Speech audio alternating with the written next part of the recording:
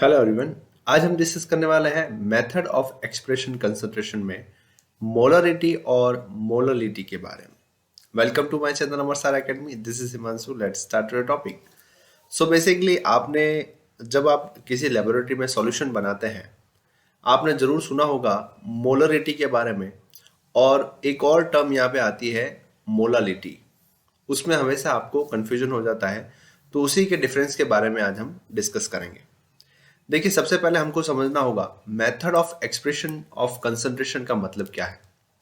इसका मतलब ये है सर कि किसी भी सॉल्यूट को हम जब किसी सॉल्वेंट में डालते हैं और या फिर किसी सॉल्यूशन का प्रिपरेशन करते हैं, जैसे कि मैंने NaCl लिया और उसको वाटर में डाल दिया, तो ये मैंने जो है कहीं ना कहीं सॉल्यूशन बना दिया।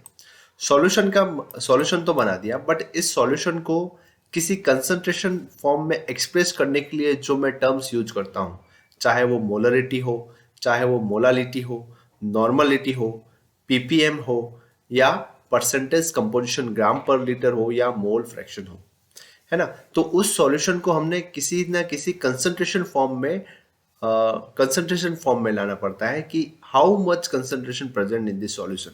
जैसे कि अगर मैं सिंपल एग्जांपल दूं आपको कि ये वाला मैंने 2 ग्लास ली, जिसमें कि मैंने 1 ग्राम जो है NaCl लिया, दूसरे वाले में मैंने 2 ग्राम NaCl लिया, तो 2 ग्राम NaCl की कंसंट्रेशन है वो ज़्यादा होगी, क्योंकि इसमें मैंने 2 ग्राम NaCl लिया है। इट मीन्स व्हाट कि मुझे इसकी कंसंट्रेशन का इन्फॉर्म लाना पड़ेगा कि कितना मोलर का ये सब्सटेंस बना, मतलब यहाँ पे NaCl के मोल जो है वो ज़्यादा प्रेजेंट है कंपेयर टू दिस सॉल्यूशन।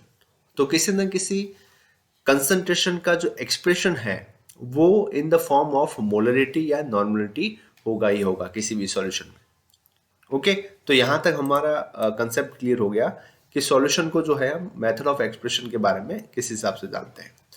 तो जैसा कि आपने देखा होगा, आपके सिलेबस में पॉइंट दे रखा है मेथड ऑफ एक्सप्रेशन कंसंट्रेशन, जिसमें आज हम मोलरिटी और मोलरिटी के बारे में डिस्कस कर रहे हैं। ठीक है, सबसे पहले हम जानेंगे मोलरिटी के बारे में। मोलरिटी के बारे में MOLARITY के बारे में, जिसको कि हम कैपिटल M से डिनोट करते हैं। किससे डिनोट करते हैं? कैपिटल M से। तो देखिए, मोलरिटी क्या है? Molarity it means mole of solute divided by volume of litre solution. मतलब कोई भी सॉल्यूशन, जैसे कि मैं एग्जांपल ले रहा हूं NaOH का। NaOH का मोल ऑफ सॉल्यूट कितने हैं? 40 ग्राम। ओके, 40 ग्राम को मैं 1 लीटर सॉल्यूशन में लेता हूं। It means what? मैंने 1 मोलर NaOH सॉल्यूशन बनाया है। क्या बनाया है? 1 मोलर NaOH सॉल्यूशन बनाया है, जिसको कि मैं कैपिटल M से डिनोट करूंगा। ओके, तो देखिए यहाँ पे डेफिनेशन भी मेंशन है। It is defined as the number of mole solute dissolve in 1 litre of solution. मतलब 1 मोलर सॉल्यूट को मैंने 1 लीटर सॉल्यूशन में या 1000 ml पानी में मिलाया है या सॉल्यूशन में मिलाया है। ओके, तो उसको हम बोलेंगे 1 मोलर सॉल्यूशन, और उस चीज को हम बोलेंगे मोलरिटी। ओके, तो it means what? The volume and temperature depend on molarity can be change with the temperature. Okay, अब जैसे कि मैंने आपको अभी एग्जांपल बताया, उसी एग्जांपल को यहाँ पे बताया गया है कि 1 मोल इक्वल टू NaOH का एग्जांपल है 40 ग्राम ऑफ सॉल्यूशन। तो 40 ग्राम कहाँ से आया?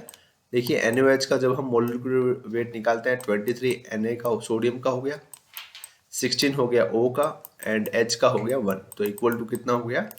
40 gram of NaOH। So 1 mole of 40 gram of NaOH dissolved in 1 liter of solution is said to be 1 molar solution. Okay? अगर हम 1 लीटर सॉल्यूशन बनाते हैं 40 ग्राम वे करके, उसको हम बोलेंगे 1 मोलर सॉल्यूशन या मोलरिटी, जिसको कि हम कैपिटल M से डिनोट करते हैं। ओके, अब बात आई कि molarity equal to number of mole solute divided by general formula mass of percentage 100 centimetre cube divided by 500 centimetre. Okay, यहां तक हमने समझा मोलरिटी क्या थी। अब हम बात करेंगे मोलालिटी की, MOLALITY, जिसको कि हम स्मॉल m से डिनोट करते हैं। किससे डिनोट करते हैं? स्मॉल m से डिनोट करते हैं। तो मोलरिटी का मतलब क्या है? It's define the number of mole of solute dissolve in per 1000 gram of solvent, मतलब 1 ग्राम ऑफ सॉल्वेंट। ओके, तो फॉर्मूला क्या हो जाएगा? Molarity small m equal to number of mole of solute divided by kilogram of solvent. Okay, तो इसका मैं example लेके चलूं तो क्या आएगा? देखिए, 1 mole of Na2CO3 sodium carbonate, it's gram formula of 106। जैसे कि हम जानते हैं सोडियम कार्बोनेट का फॉर्मूला क्या है? 106 ग्राम। dissolve in 1000 gram of solvent, it means 1 kg of solvent, it's said to be 1 molar solution। Okay, तो यहां पे हमको ये पता चल गया कि सर 1 मोलरिटी और 1 मोलालिटी सॉल्यूशन में क्या डिफरेंस है कि जब हम किसी भी एनालाइट को या सॉल्वेंट को, जैसे कि एग्जांपल ले रहा हूं मैं NaOH का वापस से, 40 ग्राम NaOH को मैं 1 लीटर सॉल्यूशन में डालूंगा तो ये मेरा सॉल्यूशन जो है वो 1 मोलर का बन जाएगा। अगर मैं किसी भी सॉल्यूशन को, एनालाइट को, जैसे कि सोडियम कार्बोनेट को, 106 ग्राम सोडियम कार्बोनेट को 1 केजी सॉल्वेंट में डालूंगा तो ये मेरा हो जाएगा solution 1 molar solution, 1 molar solution. ठीक है, तो यहाँ पे हमको क्लियर कट मालूम चल गया कि डिफरेंस क्या है दोनों में। दोनों में यही डिफरेंस है सर कि अगर मैं किसी भी सब्सटेंस को, किसी भी एनालाइट को, किसी भी एनालाइट, जैसे कि कोई भी एनालाइट्स है, जैसे कि एक्स एनालाइट है मेरा, एक्स ग्राम लेके उसको मैं 1 लीटर सॉल्यूशन में डालूंगा तो वो बन जाएगा मेरा 1 मोलर सॉल्यूशन। और किसी एक्स ग्राम सॉल्यूट को मैं 1 केजी ऑफ सॉल्वेंट में डालूंगा तो वो बन जाएगा मेरा 1 मोलर सॉल्यूशन। यही दोनों में डिफरेंस है। देखिए, जैसे कि यहाँ पे लिखा हुआ है, क्या लिखा है? Molarity means